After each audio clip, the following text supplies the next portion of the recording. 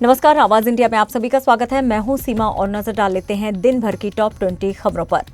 कांग्रेस नेता राहुल गांधी ने वोट चोरी का आरोप लगाते हुए आज एक और प्रेस कॉन्फ्रेंस की है। उन्होंने कहा है कि हरियाणा में वोट चोरी करके बीजेपी की सरकार बनवाई गई है। महाराष्ट्र, कर्नाटक, मध्य प्रदेश और हरियाणा में वोट चोरी हुई है। राहुल गांधी ने इस दौरान एक लड़की की फोटो भी दिखाई जिसका बार बार इस्तेमाल किया गया है। पंजाब के सीएम भगवंत मान ने करतारपुर कॉरिडोर तुरंत खोलने और पाकिस्तान से व्यापार फिर से शुरू करने की मांग की है। उनका आरोप है कि केंद्र सरकार दोहरे मापदंड अपना रही है।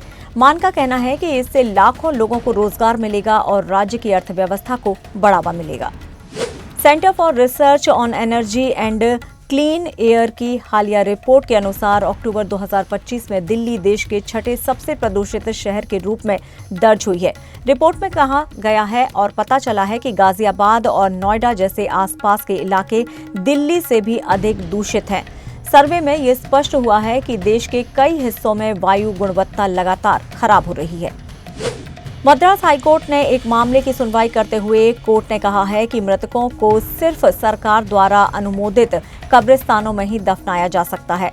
अदालत ने ये आदेश चेन्नई में एक चर्च के पास स्थित एक निजी कब्रिस्तान के लिए दिया है। ये कब्रिस्तान एक रिहायशी इलाके के पास है। मुंबई 2011 ब्लास्ट केस के आरोपी कफील अहमद अयूब को बॉम्बे हाई कोर्ट ने जमानत दी है।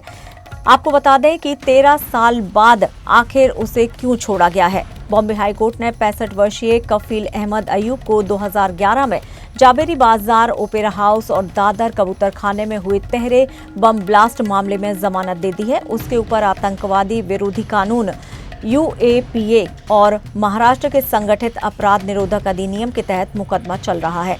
हाई कोर्ट ने सुप्रीम कोर्ट के फैसले का हवाला दिया।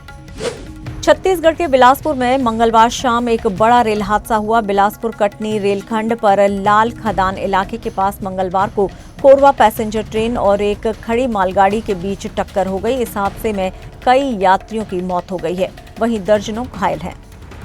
वडाला GTV नगर पर नियमित परीक्षण के दौरान एक मोनोरेल में तकनीकी खराबी आ गई। इस दौरान मोनोरेल की बोगी पटरी से नीचे पलट गई। हालांकि मोनोरेल में उस समय कोई यात्री सवार नहीं था, इसलिए बड़ा हादसा होने से बच गया। मोनोरेल अधिकारियों और मुंबई फायर ब्रिगेड ने तत्काल कार्रवाई शुरू कर दी। उत्तर प्रदेश सरकार ने कारखाना विधेयक 2024 को मंजूरी दी है, जिसके तहत कारखानों में काम करने की अवधि 12 घंटे तक बढ़ाई जा सकती है, लेकिन साप्ताहिक कार्य अवधि 48 घंटे से अधिक नहीं होगी। ओवरटाइम की सीमा भी बढ़ाई गई है और महिला कर्मचारियों को यात्री पाली में काम करने की अनुमति दे दी गई है। ये कानून 3 अक्टूबर 2025 से प्रभावी हो गया है और औद्योगिक विकास को इससे गति मिलेगी। अमेरिका के न्यूयॉर्क के मेयर चुनाव का रिजल्ट आ गया है। इस चुनाव में भारतीय मूल के डेमोक्रेटिक पार्टी के उम्मीदवार जोहरान ममदानी ने चुनाव जीत लिया है। पूर्व राष्ट्रपति बराक ओबामा ने उनको बधाई दी। भारत और इंडोनेशिया ब्रह्मोस क्रूज मिसाइल सौदे को अंतिम रूप देने के करीब है। फिलीपींस से पहले ही भारत की ब्रह्मोस को लेकर डील हो चुकी है। भारत अब ब्रह्मोस के लिए अपना बाजार बढ़ा रहा है। भारत के कुछ साल पहले फिलीपींस के साथ लगभग 3500 करोड़ रुपए का एक समझौता किया था।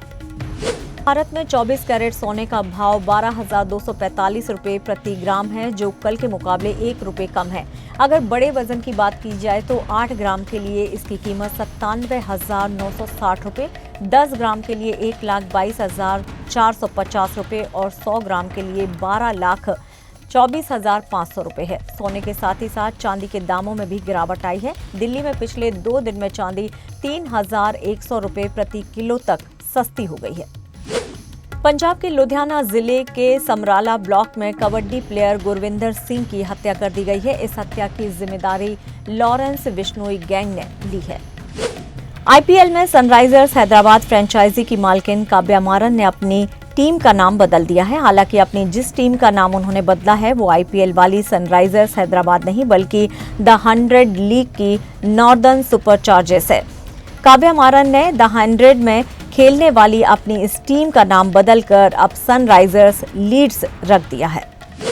इंटरनेशनल क्रिकेट काउंसिल ने एशिया कप 2025 के दौरान आचार संहिता उल्लंघन पर कड़ी कार्रवाई करते हुए पाकिस्तान के तेज गेंदबाज हारिस रऊफ को 2 इंटरनेशनल मैचों के लिए निलंबित कर दिया है। वहीं सूर्य कुमार यादव पर मैच फीस का 30% जुर्माना लगा है। वहीं बुमराह को चेतावनी और एक डीमेरिट पॉइंट मिला है।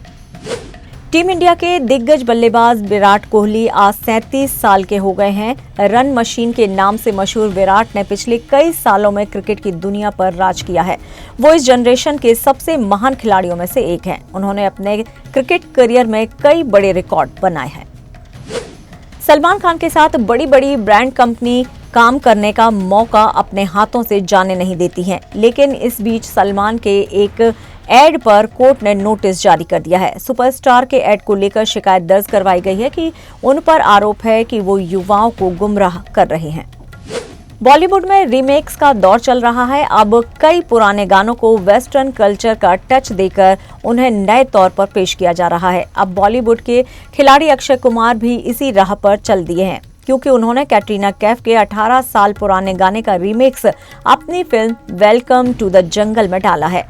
अब वेलकम टू द जंगल के पहले गाने की एक झलक अक्षय कुमार ने अपने आधिकारिक एक्स अकाउंट पर शेयर की है, जो कैटरीना कैफ के फेमस गाने का रीमिक्स है।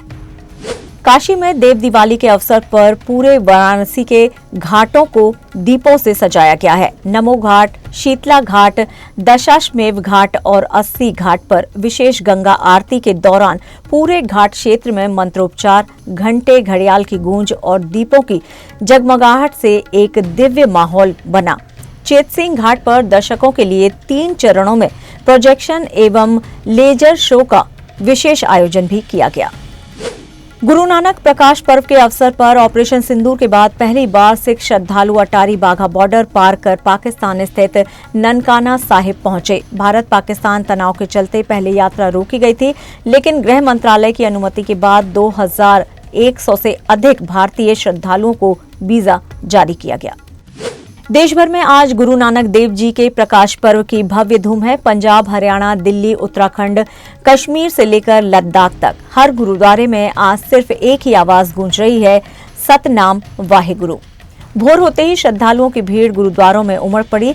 अरदास, कीर्तन और लंगर की सेवा में शामिल होने के लिए हजारों श्रद्धालु उमड़ पड़े। अमृतसर का स्वर्ण मंदिर आज सचमुच प्रकाश बन गया है। फिलहाल टॉप 20 खबरों में इतना ही, लेकिन आप देखते रहिए आवाज इंडिया। नमस्कार।